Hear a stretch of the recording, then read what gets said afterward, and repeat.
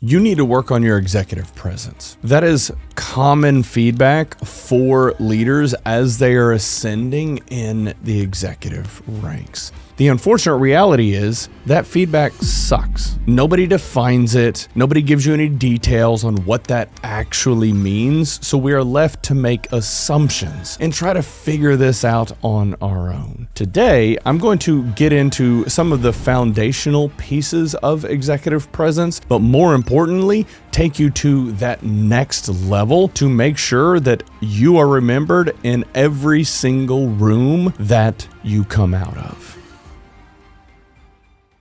I used to think that if I dressed the part, if I had the nice suit, the tie, that was going to get me there in terms of having this executive presence.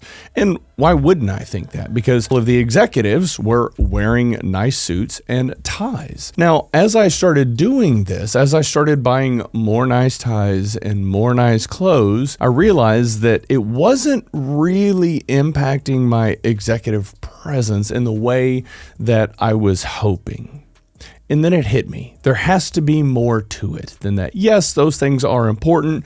That is the baseline. That is just the foundation. How you show up, how you present yourself, the clothes that you wear. Do you come in with your haircut nice? Are you clean cut and shaven, or are you coming in like a slob? Okay, those are all the foundational pieces that they are important, but it's not what's going to get you to that next level. The communication skills piece is something that took me far too long to recognize. I thought because I communicated all day, every day, that I was doing it well. I was not. My words, they would elude me. I had filler words. Yes, I knew exactly what I was talking about, but I couldn't get the words out of my mouth in a way that everybody could understand. I had to learn how to more clearly articulate my message to the correct audience. When I would walk into a board meeting, I had to adapt my messaging, my vocabulary, my terminology to fit the room. When I would go out to a wireline shop out in the Permian, I definitely had to adapt my language in the way I communicated to them. So how does that all tie into executive presence? Well, when you are able to navigate up and down the chain of command and walk into any room, all of a sudden, more people know who you are. More people know what you're about, and more people can connect with you. That is that next level that we have to get into. You have to be recognized as a leader that can communicate to everyone. So that's the foundation. That's step one. Once you start getting into more rooms, you have to stay calm. You have to stay collected. In the business world, there are always fires. There are always big things that happen, and people get stressed out. We see it all the time. Those that are in leadership positions and they can stay calm and collected despite however chaotic the thing is, those are the ones that are remembered. We have to understand that there is a very real exchange of energy that occurs in every situation. And if the world is burning down around you and you're able to survey the landscape, look around and say, all right, cool, this is where we're going to go. This is what we're going to do. You guys good? Yes. And then you execute. That also contributes to your executive presence because people will start to recognize that. People will appreciate that, and word will spread. Oh man, this integration blew up, and Sean came in and was able to create a path that we could then all follow and execute against. That sticks with you. That's part of your brand, and it contributes to your reputation. The next one is interesting. It is saying less. Say the one thing that matters and then stop. far too often, we find ourselves in a situation where we're trying to over-explain to the people in the room because we desperately want that validation. We want them to know that we know what we're talking about. It's almost like you need the room's permission. And that doesn't scream executive presence. It screams, oh, Sean wants validation. Sean wants everyone to know how smart he is. That doesn't work. The person who actually talks the least lands and owns the room. This next one is important. Certainty is the product.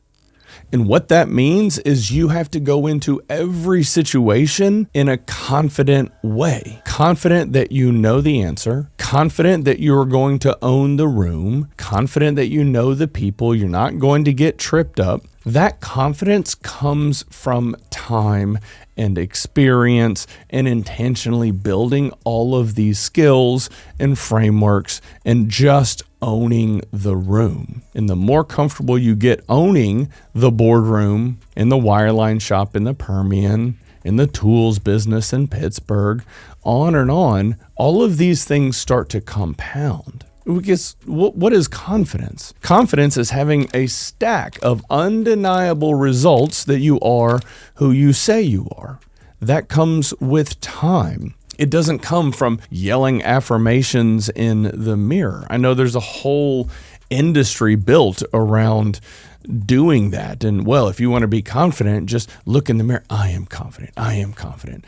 And I suppose maybe there's some psychology around that, or maybe there wouldn't be an industry, but it never really worked for me. My confidence gradually came over years of doing the thing, becoming the best at what I did, and then moving into another domain, learning after having started over and over. And the more times you do this, the more times you learn and grow and ascend, the more confident you will become. The more domains you become confident in, the easier it will be for you to walk into every single room and own it.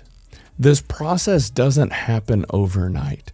And far too many times people end up operating from this place of fear and thinking that, well, I can't do this thing. This is all I've done. Okay, cool. So you learned how to be successful here. Why wouldn't you also be able to learn how to be successful here? Where it breaks down is people start getting afraid. They step into it and they're not good at it. And they think, see, this isn't for me. Instead of just giving it more time.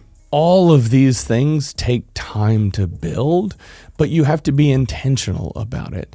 Now, it is also helpful to have some sort of a guide or framework or coach or mentor that can show you the way to help you get through this faster.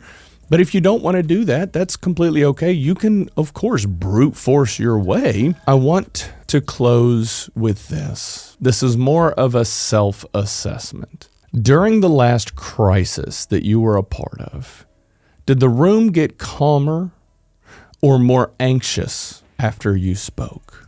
During the last senior meeting that you were in, did you talk to add value or to just prove that you belong? As you start thinking through these things, one thing that has helped me is to identify somebody that I respect and admire in the business and pay very close attention to the things that they do. It's not just about holding them on this pedestal. It's about analyzing, okay, what is it about David that I respect and admire? What is it about Jason that I can appreciate that other people respect and admire? Define the actual thing. What did he say that made people lean in? How did he walk into the room that made people snap to attention? Start documenting these things and then start building a library of what they do to command the room, and then you do those things.